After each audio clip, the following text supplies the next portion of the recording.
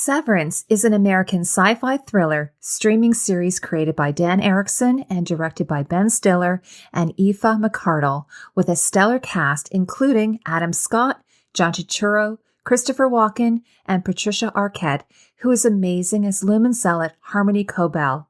This series premiered on Apple TV Plus on February 18th, 2022. I haven't been this excited about a show in ages, and the last time I got so jazzed about the design was A24's Midsommar. I highly recommend that if you haven't seen Severance, please go and watch it because there will be spoilers for all of Season 1. While Ben Stiller describes the show as a thriller, and it is thrilling, there are also sci-fi elements with the near future or alternative reality of Severance. Some of the concepts of Severance are explored in both HBO's Westworld and Michael Bay's The Island. Show creator Dan Erickson came up with the idea for Severance while working in an office job that he hated, wondering what it would be like to shut his brain off for 8 hours of his workday. Before I get into the costumes, just as a quick overview, I have to speak to the complete design because it is part and parcel of the look of this series. Production designer Jeremy Hindle took inspiration when designing the severed floor from the 1967 French film Playtime. In an interview with Variety, Hindle said that the Lumon Industries HQ was inspired by the 1960s John Deere World Headquarters in Moline, Illinois, designed by architects Eero Saarinen and Kevin Roche. Severance was shot at the recently restored Bell Labs building, which was also designed by Saarinen, and the mid-century modern furniture design appears to also be inspired by Eero Saarinen, who was also an industrial designer. You can still purchase many of his iconic pieces today. Hindle mentions some pharmaceutical companies as further inspiration for Lumon's perverted workplace culture and the cult of personality of its founder, Eagan. The most likely corporation that Lumon is based upon, at least from what my research has turned up, is International Business Machine, or IBM, otherwise known as Big Blue. Did you know that they have a division called Lumon Technologies, but spelled with an E instead of an O? And they have their own set of guiding principles. I found this picture of an IBM boardroom from about 1962. I don't think it's a coincidence that the chairs pictured at IBM are Saarinen's, while the board table looks very similar to the one that Helly wakes up upon. One of the first things I noticed on the severed floor in episode 1 was the striking contrast between the white walls and the accents of green. Hindle said green is the most common color to your eye, like that's the theory that's calming, it makes you feel calm. Some of the colors, the theories were kind of who they are as characters and what they needed to survive. I think green is something you need to survive. This brings me to the costumes. As of this recording series, costume designer Sarah Edwards has done no interviews, so I'm going off of my own observations along with some Reddit theories that I am leaning into. I find her absence from the media circuit sort of adds to the mystery of the show and all of the fan theories. I suspect Edwards was brought in as a favor for Ben Stiller, who worked with her on The Secret Life of Walter Mitty. Let me start with the severed floor, which is stunning. The costumes, like the production design, are contemporary, but there are some subtle influences of mid-century fashion, particularly on Miss Casey. While IBM was predominantly male-driven, in particular with its sales reps, IBM was somewhat more egalitarian in its hiring and training of female employees. My mom, for instance, worked at IBM in the 1950s as a switchboard operator, but she was asked to leave when she became pregnant. In this one picture of 1934 female employees, you can see the Marcel wave bob hairstyles as we see on Miss Casey. I find that her outfits appear evocative of these early 1950s suits designed by American fashion designer Charles James. All of the women on the severed floor are wearing tops and skirts or dresses with pumps. Actor Britt Lower, who plays Helly, said in an interview that she had to wear pantyhose with each outfit, which was the worst part of playing that character. As for the men, they are all dressed in suits and ties. Now, for our 2022 brains, after 2 years of living with the pandemic, this more formal business professional attire feels unsettling because many of us have been working from home in more casual clothes, and most companies are relaxing their dress codes, including IBM. In the Lumon Workplace Handbook, each Lumon innie and outie is provided with a formal dress code that states, all clothing is to be monochromatic and solid in color. The preferred colors are black, white, navy gray, and pastels. In turn, it says that all attire is to be free of labels, as labels will activate the detectors placed in entry and exit points of the severed floor. For that last part, we're not sure if that's true, but it appears that the outies take it at face value. At one point in episode 2, Mark and Alexa are walking by a shop with a sign that says, "We sell Severance-compatible attire." The dress code harkens back to the Ivy League Brooks Brothers style of dressing of IBM employees. IBM President Thomas Watson Jr. formalized the now legendary conservative IBM uniform of a gray suit, white shirt, and sincere tie. And if you are wondering what a sincere tie is, because I honestly had no idea, it is a traditional, understated combination of color, designs, and patterns, usually a rep, guardsman, or tartan plaid pattern. This is according to the New York Times article from September 16, 1973. According to Brooks Brothers, the rep tie origins stem from the UK's regimental striped ties of the turn of the 20th century. The stripes were angled from left to right or from heart to sword in a nod to their fighting roots. In many of the IBM pictures from the 1950s and the 1960s depicting the male employees at IBM in their single-breasted suits, they look like clones. I read that even if an employee wore coveralls during their workday, they would still come to work wearing a suit. While it doesn't stipulate it in the dress code, all of the Lumon men wear two-piece suits with one exception. Irving wears a sweater vest, one blue and one burgundy, that when worn with his jacket and tie looks like a three-piece suit. Irving's innie is the most conservative of all the Severance employees and a great admirer of founder Keir Eagan. IBM's Tom Watson Jr. was often pictured in dark three-piece suits and a pocket poof. Going back through the pictures, I noticed that one of Irving's suits has a subtle window pane pattern, while Bert's teammate Felicia is wearing a checkered skirt. Maybe this is a subtle way for their outies to give a middle finger to Lumon. Now let's get to the color. I mentioned earlier that the green plays an important role in the production design, and we also see it in the costumes. The predominant colors in the costumes are variations of blue, green, and red, or the RGB color model, an additive color model in which the red, green, and blue primary colors of light are added together in various ways to reproduce a broad array of colors. But again, taking influence from IBM, while their predominant color is blue, like we see in the IBM company logo, their style guide states that their color palette extends from the blue family to the edges of the blue spectrum. Even the reds contain a hint of blue. The resulting palette is a set of colors that portray a singular IBM of the world and digital, useful and judicious. Now that sounds like something Lumon would say. And while I was at the end of writing the script for this video, I discovered that in psychological theory, red, green, blue, and yellow, at least in the modern interpretation, are also the colors of the four temperaments or humors representing the four fundamental personality types: sanguine, choleric, melancholic, and phlegmatic. I'm not sure how this matches up to Keir Eagan's tempers of woe, malice, frolic, and dread. Let me know in the comments section below what you think. In Severance, we are surrounded by these colors. Miss Casey's candle, which Harmony Cobel stole from Gemma's craft tote, is red and green, and the packages of the paper in the stockroom are red, green, and blue. And just as a side note, I thought it was funny that they have these stacks of printer paper when the macro data refinement division is a largely paperless department. Interestingly, the teals, a combination of blue and green, greens, and red, go against the Lumon dress code. Miss Casey, for instance, who we know is a part-time severed employee, doesn't adhere to the dress code. The men, however, do, wearing white or dusty blue shirts, except for Dylan, who wears a yellow shirt.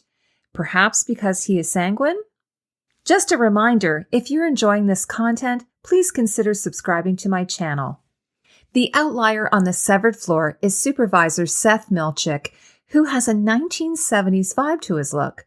His dark pants, crisp white short-sleeved shirt, and black lanyard give him a bit of a uniform aesthetic. I also think that Milchick's style, in particular during the music dance experience, is very similar to Detective John Shaft, played by Richard Roundtree in a series of 1970s Shaft movies. And check out this picture of Milchick's hair, sideburn, and mustache compared to this picture of an IBM recruiter from 1977. I should mention at this point that Milchick, along with Lumon spokesperson Natalie, wear gold Lumon pins, but we also see Miss Casey wearing one too. Natalie, who is the forward-facing unsevered employee for Lumon, dresses in bright red like during the television interview and at the gala. The Macro Data Refinement Division staff wear blue lanyards, while the team from the Optics and Design, or O&D, wear green lanyards. IBM employees often wore ID badges clipped to their jacket pockets. The other thing that differentiates the MDR and the O&D from one another is their blue lab coats. Here is a picture of IBM staffers in white lab coats from 1962. Lab coats would have been worn to protect your clothes because a suit was an investment.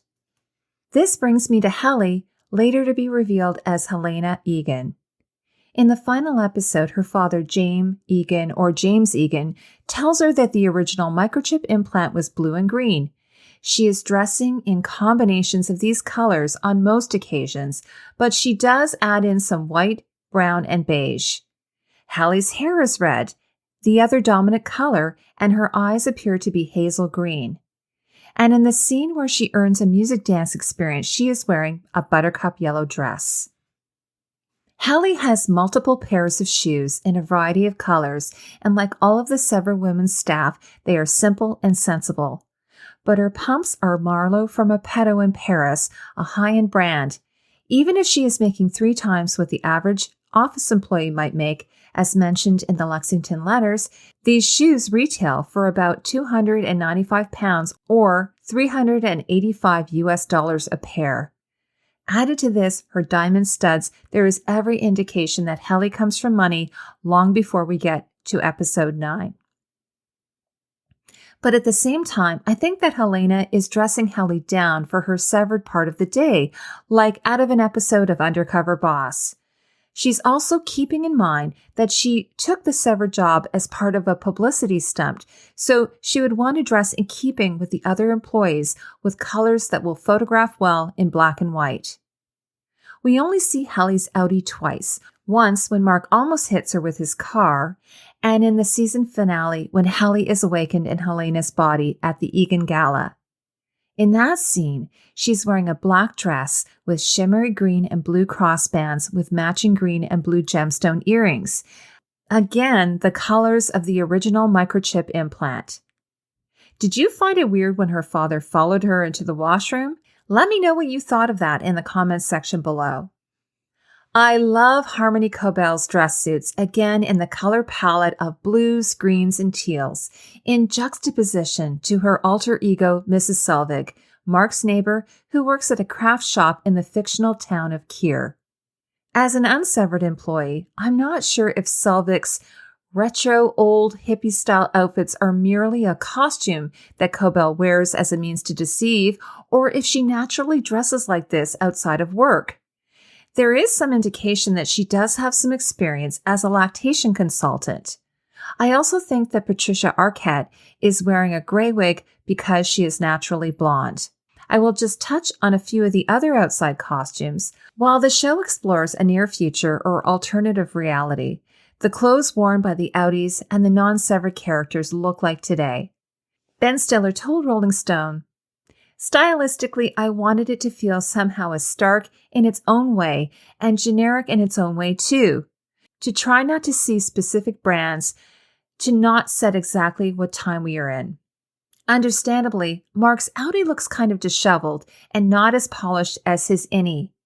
He dresses sensibly for the dreary winter weather in a winter coat and boots, but he also wears sweaters and button-down collar shirts with corduroys. During the non-eating dinner party at Mark's sister Devin and Rickon's home, Mark is wearing a dark red sweater while Devin is wearing the complementary color of teal. When Petey meets Mark, he appears to be wearing his suit from working on the severed floor, likely because he wasn't able to go home in what looks like days. When he showers at Mark's house, he changes into Mark's striped bathrobe, and at the time I thought it was an odd choice. But now looking back, it's also in the color palette of blue and red. In the Perpetuity Wing, we have all of the past CEOs of Lumon and current CEO James Eagan. We meet James Eagan in the season finale, and the suit on his statue and the one that he wears at the Eagan Gala have a slightly futuristic sci-fi look to them. The statue of Keir Eagan and most of the iconography of Lumon's founder show him in his later years. I wasn't quite sure what to make of this outfit here. By the early 1900s, men would have dressed in sack suits, or if they were very old-fashioned, a cutaway coat, pants, and a waistcoat, similar to what we see him wearing in the animation. But on the statue, Keir appears to be wearing something a little bit different. The closest I can find is this riding jacket from about 1927 and this riding suit from 1938. It's a bit in keeping with his portrait standing on the mountain looking down at the Great Lakes. In that picture, he appears to be wearing jodhpurs and tall suede boots. In the corner of Keir's bedroom in the museum, there is a nightgown, cap, and slippers on display. The costume appears to be a loose reproduction of a 19th century nightgown because it's made out of muslin as opposed to linen, which these gowns were typically made of. Here's a rare example from the 18th century. Men did wear caps and gowns until about 1860. I'm sure Ebenezer Scrooge will come to mind when you're thinking about this type of costume. This look was later replaced by nightshirts like this one pictured here from the early 1900s, and then later pajamas. I wanted to touch on Myrtle Eagan, the first female CEO of Lumon. I love this costume because it shows her elegance. The silhouette of her red suit looks reminiscent of the fashion houses of the 50s, Dior, Yves Saint Laurent, and Balenciaga. But I think this 1959 red mohair suit by British fashion designer Hardy Amies, dressmaker for Queen Elizabeth, is a close match. Her shoes appear to be from the 40s or 50s, like these examples, while her pearls look similar to this strand from the 1940s or 50s. Finally, let's chat about the Waffle Party. If you thought the reward might be some kind of kinky Lumon orgy, you are not wrong. Show creator Dan Erickson told Variety, it all comes down to the commodification of sex and intimacy, and that this is a world where you're not supposed to express any sexuality amongst your coworkers. And yet, they have to give the employees that outlet because they may be having sexual experiences on the outside, but do not know. So it's a way for Lumon to take that human need and turn it into some sort of pro-Lumon thing. The dancers performing for Dylan at the post-waffle eating waffle party are costumed as the Four Tempers, as depicted in the painting of Keir Eagan taming the tempers. The crying maiden is woe, the crone is malice, the jester or fool is frolic, and the goat is dread. Ben Stiller told Variety that they hired a very talented sculptor who made the Keir Eagan and Four Tempers masks. He said, it was fun to visualize those things and get into the weirdness of Lumon. Now, was it just me, or did you also think that the malice mask looked a bit like Harmony Cobel?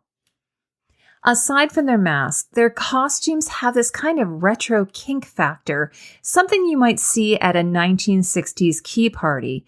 For instance, the bra, panty, and garter belt set worn by Woe appears inspired by the 1950s and 1960s. Let me know in the comments section what you thought of the Waffle Party, or if you have any of your own theories or observations about the design. Apple TV Plus has announced that Severance will return for Season 2. I can't wait for the new season to see what happens next. Thank you for spending time with me. I'll see you in the next video.